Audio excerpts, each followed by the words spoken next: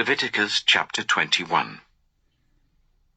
The Lord said to Moses, "Speak to the priests, the sons of Aaron, and say to them, A priest must not make himself ceremonially unclean for any of his people who die, except for a close relative, such as his mother or father, his son or daughter, his brother, or an unmarried sister who is dependent on him since she has no husband. For her he may make himself unclean. He must not make himself unclean for people related to him by marriage, and so defile himself. Priests must not shave their heads, or shave off the edges of their beards, or cut their bodies. They must be holy to their God, and must not profane the name of their God. Because they present the food offerings to the Lord, the food of their God, they are to be holy. They must not marry women defiled by prostitution or divorced from their husbands, because priests are holy to their God. Regard them as holy, because they offer up the food of your God.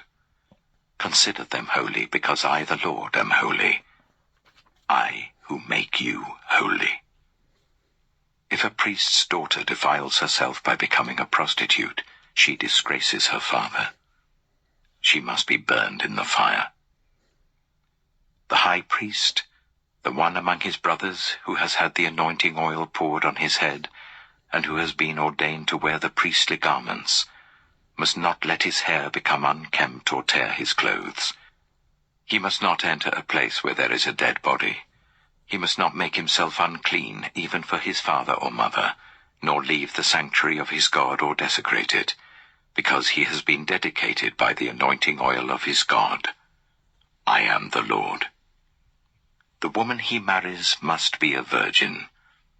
He must not marry a widow, a divorced woman, or a woman defiled by prostitution, but only a virgin from his own people, so that he will not defile his offspring among his people. I am the Lord who makes him holy.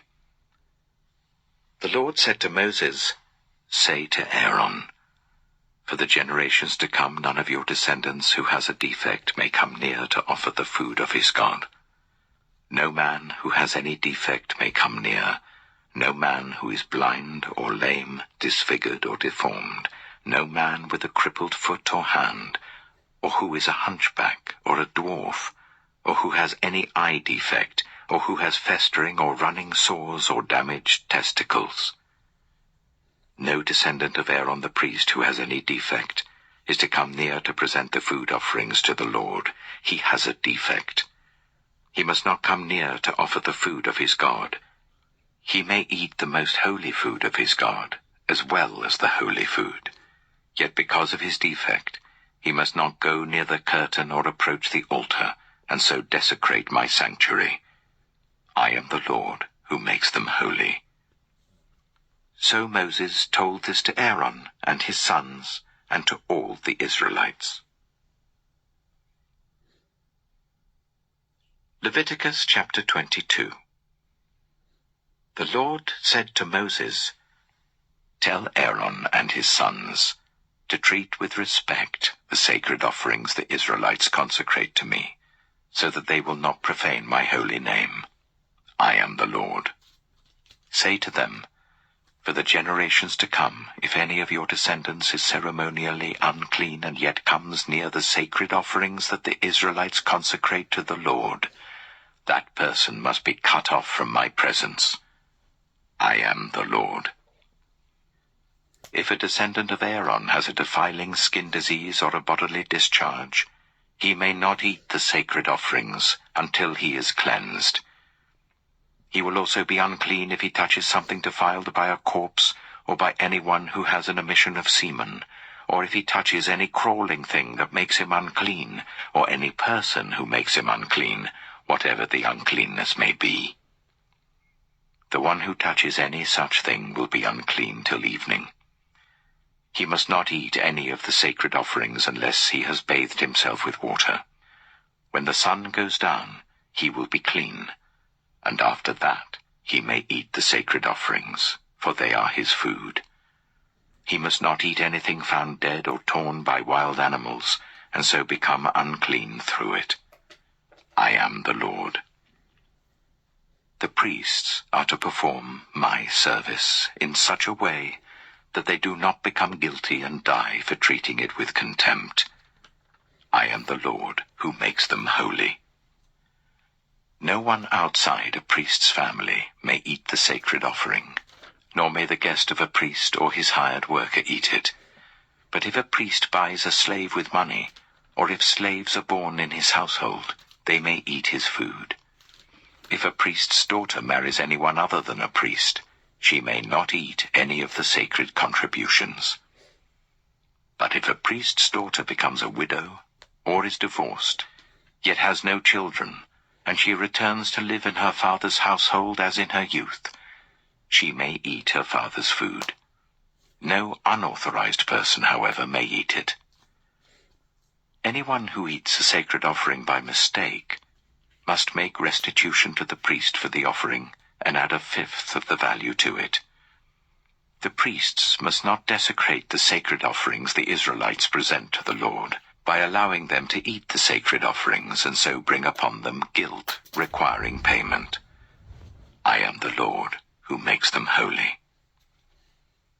The Lord said to Moses, "Speak to Aaron and his sons and to all the Israelites and say to them, if any of you, whether an Israelite or a foreigner residing in Israel, presents a gift for a burnt offering to the Lord, either to fulfill a vow or as a free will offering, you must present a male without defect from the cattle, sheep, or goats, in order that it may be accepted on your behalf. Do not bring anything with a defect, because it will not be accepted on your behalf. When anyone brings from the herd or flock a fellowship offering to the Lord to fulfill a special vow or as a free will offering, it must be without defect or blemish to be acceptable. Do not offer to the Lord the blind, the injured, or the maimed, or anything with warts or festering or running sores. Do not place any of these on the altar as a food offering presented to the Lord. You may, however, present as a free will offering an ox or a sheep that is deformed or stunted, but it will not be accepted in fulfillment of a vow. You must not offer to the Lord an animal whose testicles are bruised, crushed, torn, or cut. You must not do this in your own land, and you must not accept such animals from the hand of a foreigner and offer them as the food of your God. They will not be accepted on your behalf, because they are deformed and have defects. The Lord said to Moses, when a calf, a lamb, or a goat is born, it is to remain with its mother for 7 days. From the 8th day on, it will be acceptable as a food offering presented to the Lord. Do not slaughter a cow or a sheep and its young on the same day. When you sacrifice a thank offering to the Lord, sacrifice it in such a way that it will be accepted on your behalf. It must be eaten that same day. Leave none of it till morning. I am the Lord. Keep my commands and follow them. I am the Lord. Do not profane my holy name, for I must be acknowledged as holy by the Israelites. I am the Lord who made you holy, and who brought you out of Egypt to be your God. I am the Lord. Leviticus chapter 23. The Lord said to Moses, "Speak to the Israelites and say to them, these are my appointed festivals, the appointed festivals of the Lord, which you are to proclaim as sacred assemblies. There are 6 days when you may work, but the 7th day is a day of Sabbath rest, a day of sacred assembly. You are not to do any work. Wherever you live, it is a Sabbath to the Lord. These are the Lord's appointed festivals, the sacred assemblies you are to proclaim at their appointed times. The Lord's Passover begins at twilight on the 14th day of the 1st month. On the 15th day of that month, the Lord's festival of unleavened bread begins. For 7 days you must eat bread made without yeast. On the first day hold a sacred assembly, and do not do any of your ordinary work. For 7 days present a food offering to the Lord, and on the 7th day hold a sacred assembly, and do not do any of your ordinary work. The Lord said to Moses, "Speak to the Israelites and say to them, when you enter the land I am going to give you and you reap its harvest, bring to the priest a sheaf of the first grain you harvest. He is to wave the sheaf before the Lord, so it will be accepted on your behalf. The priest is to wave it on the day after the Sabbath. On the day you wave the sheaf, you must sacrifice as a burnt offering to the Lord a lamb a year old without defect, together with its grain offering of 1/5 of an ephah of the finest flour mixed with olive oil. A food offering presented to the Lord, a pleasing aroma, and its drink offering of 1/4 of a hin of wine. You must not eat any bread, or roasted or new grain, until the very day you bring this offering to your God. This is to be a lasting ordinance for the generations to come, wherever you live. From the day after the Sabbath, the day you brought the sheaf of the wave offering, count 7 full weeks. Count 50 days up to the day after the 7th Sabbath, and then present an offering of new grain to the Lord. From wherever you live, bring 2 loaves made of 1/5 of an ephah of the finest flour, baked with yeast, as a wave offering of first fruits to the Lord. Present with this bread 7 male lambs, each a year old and without defect, 1 young bull and 2 rams. They will be a burnt offering to the Lord, together with their grain offerings and drink offerings, a food offering, an aroma pleasing to the Lord. Then sacrifice 1 male goat for a sin offering and 2 lambs, each a year old, for a fellowship offering. The priest is to wave the 2 lambs before the Lord as a wave offering, together with the bread of the first fruits. They are a sacred offering to the Lord for the priest.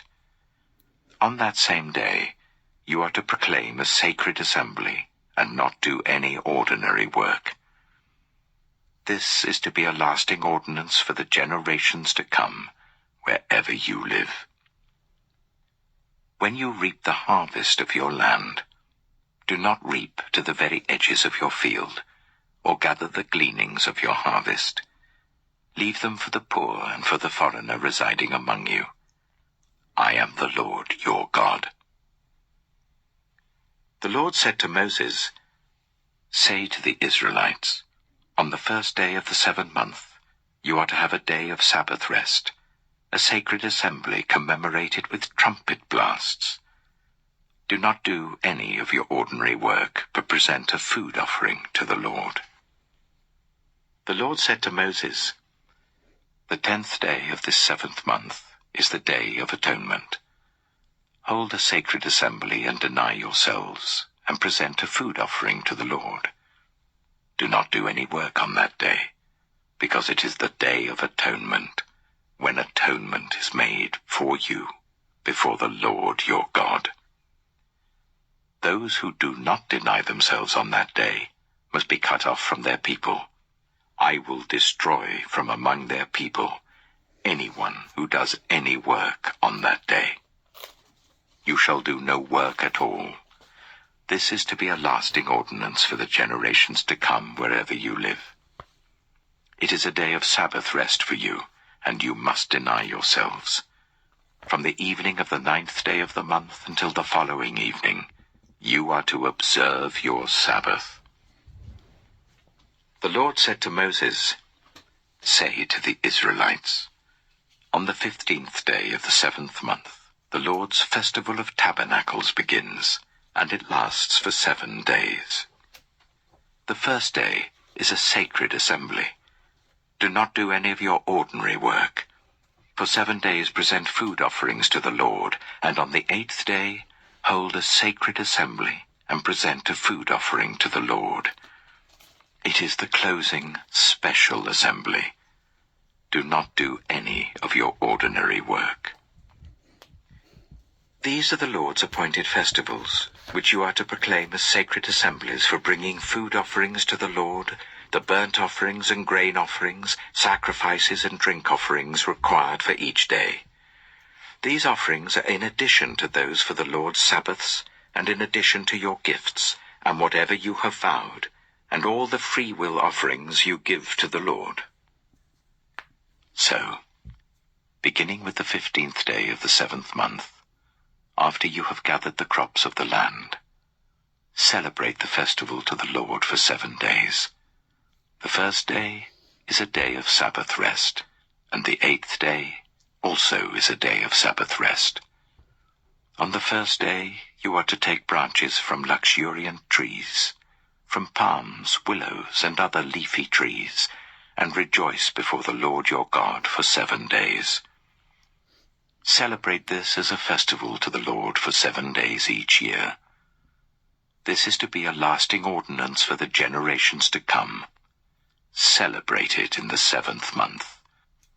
Live in temporary shelters for 7 days.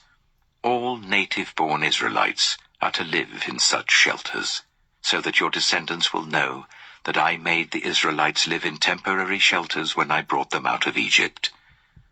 I am the Lord your God. So Moses announced to the Israelites the appointed festivals of the Lord. Leviticus chapter 24. The Lord said to Moses, "Command the Israelites to bring you clear oil of pressed olives for the light, so that the lamps may be kept burning continually. Outside the curtain that shields the ark of the covenant law in the tent of meeting, Aaron is to tend the lamps before the Lord from evening till morning continually. This is to be a lasting ordinance for the generations to come. The lamps on the pure gold lampstand before the Lord must be tended continually. Take the finest flour and bake 12 loaves of bread using 1/5 of an ephah for each loaf. Arrange them in 2 piles, 6 in each pile, on the table of pure gold before the Lord. By each pile put some pure incense as a memorial portion, to represent the bread and to be a food offering presented to the Lord. This bread is to be set out before the Lord regularly, Sabbath after Sabbath, on behalf of the Israelites, as a lasting covenant. It belongs to Aaron and his sons, who are to eat it in the sanctuary area, because it is a most holy part of their perpetual share of the food offerings presented to the Lord." Now the son of an Israelite mother and an Egyptian father went out among the Israelites, and a fight broke out in the camp between him and an Israelite. The son of the Israelite woman used the name blasphemously with a curse, so they brought him to Moses. His mother's name was Shelomith, the daughter of Dibri the Danite. They put him in custody until the will of the Lord should be made clear to them. Then the Lord said to Moses, "Take the blasphemer outside the camp. All those who heard him are to lay their hands on his head, and the entire assembly is to stone him. Say to the Israelites, anyone who curses their God will be held responsible. Anyone who uses the name of the Lord blasphemously is to be put to death. The entire assembly must stone them, whether foreigner or native born. When they use the name blasphemously, they are to be put to death. Anyone who takes the life of a human being is to be put to death. Anyone who takes the life of someone's animal must make restitution, life for life. Anyone who injures their neighbor is to be injured in the same manner, fracture for fracture, eye for eye, tooth for tooth. The one who has inflicted the injury must suffer the same injury. Whoever kills an animal must make restitution, but whoever kills a human being is to be put to death. You are to have the same law for the foreigner and the native born. I am the Lord your God." Then Moses spoke to the Israelites, and they took the blasphemer outside the camp and stoned him. The Israelites did as the Lord commanded Moses. Leviticus chapter 25. The Lord said to Moses at Mount Sinai, "Speak to the Israelites and say to them, when you enter the land I am going to give you, the land itself must observe a Sabbath to the Lord. For 6 years sow your fields, and for 6 years prune your vineyards and gather their crops. But in the 7th year, the land is to have a year of Sabbath rest, a Sabbath to the Lord. Do not sow your fields or prune your vineyards. Do not reap what grows of itself, or harvest the grapes of your untended vines. The land is to have a year of rest. Whatever the land yields during the Sabbath year will be food for you, for yourself, your male and female servants, and the hired worker and the temporary resident who live among you, as well as for your livestock and the wild animals in your land. Whatever the land produces may be eaten. Count 7 Sabbath years, 7 times 7 years, so that the 7 Sabbath years amount to a period of 49 years. Then sound the trumpet everywhere on the 10th day of the 7th month. On the Day of Atonement sound the trumpet throughout your land. Consecrate the 50th year and proclaim liberty throughout the land to all its inhabitants. It shall be a jubilee for you. Each of you is to return to your family property and to your own clan. The 50th year shall be a jubilee for you. Do not sow and do not reap what grows of itself, or harvest the untended vines, for it is a jubilee and is to be holy for you. Eat only what is taken directly from the fields. In this year of jubilee, everyone is to return to their own property. If you sell land to any of your own people or buy land from them, do not take advantage of each other. You are to buy from your own people on the basis of the number of years since the Jubilee, and they are to sell to you on the basis of the number of years left for harvesting crops. When the years are many, you are to increase the price, and when the years are few, you are to decrease the price, because what is really being sold to you is the number of crops. Do not take advantage of each other, but fear your God. I am the Lord your God. Follow my decrees and be careful to obey my laws, and you will live safely in the land. Then the land will yield its fruit, and you will eat your fill and live there in safety. You may ask, what will we eat in the 7th year if we do not plant or harvest our crops? I will send you such a blessing in the 6th year that the land will yield enough for 3 years.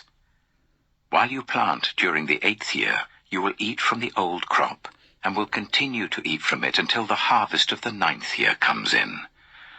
The land must not be sold permanently because the land is mine, and you reside in my land as foreigners and strangers. Throughout the land that you hold as a possession, you must provide for the redemption of the land. If one of your fellow Israelites becomes poor and sells some of their property, their nearest relative is to come and redeem what they have sold. If, however, there is no one to redeem it for them, but later on they prosper and acquire sufficient means to redeem it themselves, they are to determine the value for the years since they sold it, and refund the balance to the one to whom they sold it. They can then go back to their own property. But if they do not acquire the means to repay, what was sold will remain in the possession of the buyer until the year of Jubilee.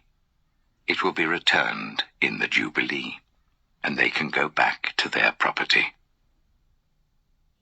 Anyone who sells a house in a walled city retains the right of redemption a full year after its sale. During that time, the seller may redeem it. If it is not redeemed before a full year has passed, the house in the walled city shall belong permanently to the buyer and the buyer's descendants. It is not to be returned in the Jubilee. But houses in villages without walls round them are to be considered as belonging to the open country. They can be redeemed, and they are to be returned in the Jubilee. The Levites always have the right to redeem their houses in the Levitical towns which they possess. So the property of the Levites is redeemable, that is, a house sold in any town they hold, and is to be returned in the Jubilee, because the houses in the towns of the Levites are their property among the Israelites. But the pasture land belonging to their towns must not be sold. It is their permanent possession. If any of your fellow Israelites become poor and are unable to support themselves among you, help them as you would a foreigner and stranger, so that they can continue to live among you. Do not take interest or any profit from them, but fear your God, so that they may continue to live among you. You must not lend them money at interest or sell them food at a profit. I am the Lord your God, who brought you out of Egypt to give you the land of Canaan, and to be your God. If any of your fellow Israelites become poor and sell themselves to you, do not make them work as slaves. They are to be treated as hired workers or temporary residents among you. They are to work for you until the year of Jubilee. Then they and their children are to be released, and they will go back to their own clans and to the property of their ancestors. Because the Israelites are my servants whom I brought out of Egypt, they must not be sold as slaves. Do not rule over them ruthlessly, but fear your God. Your male and female slaves are to come from the nations around you. From them you may buy slaves. You may also buy some of the temporary residents living among you, and members of their clans born in your country, and they will become your property. You can bequeath them to your children as inherited property, and can make them slaves for life. But you must not rule over your fellow Israelites ruthlessly. If a foreigner residing among you becomes rich, and any of your fellow Israelites become poor and sell themselves to the foreigner, or to a member of the foreigner's clan, they retain the right of redemption after they have sold themselves. One of their relatives may redeem them, an uncle or a cousin, or any blood relative in their clan may redeem them. Or, if they prosper, they may redeem themselves. They and their buyer are to count the time from the year they sold themselves up to the year of Jubilee. The price for their release is to be based on the rate paid to a hired worker for that number of years. If many years remain, they must pay for their redemption a larger share of the price paid for them. If only a few years remain until the year of Jubilee, they are to compute that and pay for their redemption accordingly. They are to be treated as workers hired from year to year. You must see to it that those to whom they owe service do not rule over them ruthlessly. Even if someone is not redeemed in any of these ways, they and their children are to be released in the year of Jubilee, for the Israelites belong to me as servants. They are my servants whom I brought out of Egypt. I am the Lord your God.